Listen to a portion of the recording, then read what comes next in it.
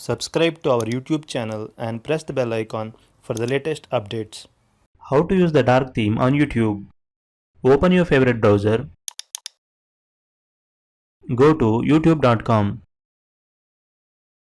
Click on the sign in button at the top right corner of the page. Select the Google account you want to use. If you are signing in for the first time, you may be asked to enter your email address. Enter your password and click next. You are logged into your YouTube account. Click on the profile picture at the top right corner of the page.